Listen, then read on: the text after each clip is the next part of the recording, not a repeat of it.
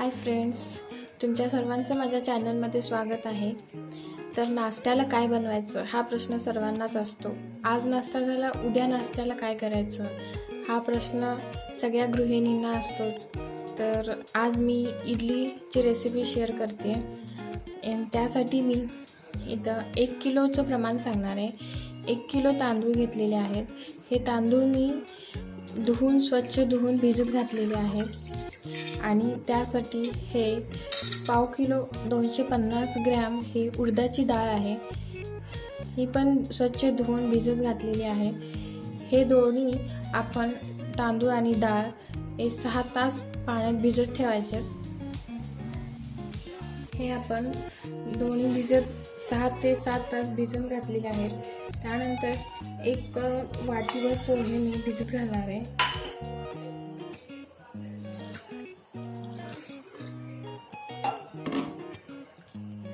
हे पोहे भिजत ठेवायचे।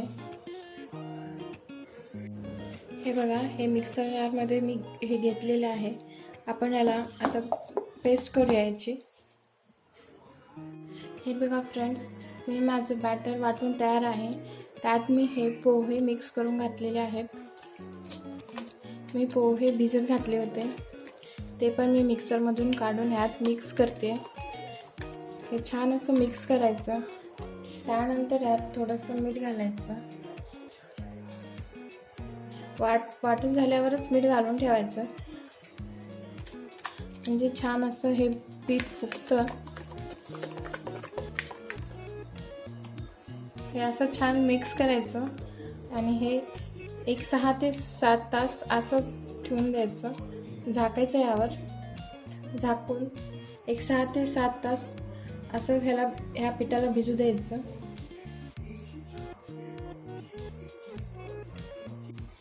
हे बघा गाईज, आपण संध्याकाळी पीठ हे फर्मंट होण्यासाठी ठेवलं होतं। हे बघू शकता तुम्ही किती छान असं फर्मंट झालेलं आहे।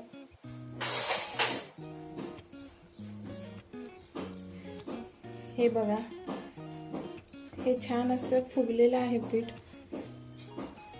चला तर आपण आता इडली करायला घेऊया। हे बघा फ्रेंड्स, आपण हे न हलवता या पद्धतीने इडलीच्या भांड्यात घालणार आहोत। हे पीठ असं हलवायचं नाही आहे। चला तर मग आता इडली करायला घेऊया। हे बघा फ्रेंड्स, हे इडलीचं भांडं आहे। त्याला मी खाली तेल लावलेलं आहे। त्यात आपण हे इडलीचं बॅटर घालून घेऊया। या पद्धतीने आपण बॅटर घालून घेऊया।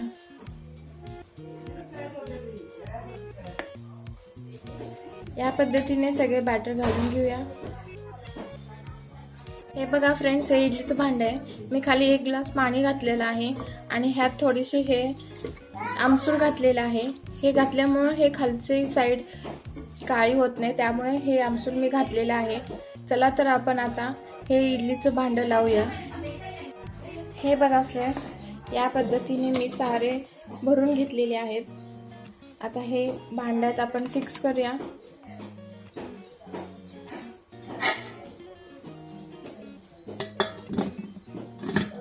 आणि हे एक 15 मिनिटं आपण वाफ काढून घेऊया। 15 मिनिटं हे शिजवायचं आहे। चला तर मग आपण हे 15 मिनिटं शिजवून घेऊया। हे बघा फ्रेंड्स, 15 मिनिटं झालेले आहेत। आपण गॅस ऑफ केलेला आहे। झाकण काढूया। हे बघू शकता इडली किती अशी फुगलेली आहे। चला तर आपण याला काढून घेऊया। हे बघा फ्रेंड्स, मी इडलीच्या भांड्यातून इडली काढलेली आहे। हे बघू शकता किती स्पंजी झालेली आहे। हे बघा किती छान अशी जाळी आलेली आहे। हे बघा, मऊ लुसलुशीत अशी इडली तयार आहे। चला तर मग आपण आता याला प्लेटिंग करूया आणि गरम गरम इडली खाऊन घेऊया। माझ्या चॅनलवर जर नवीन असाल तर सबस्क्राईब करा, शेअर करा, लाईक करा। थँक्यू।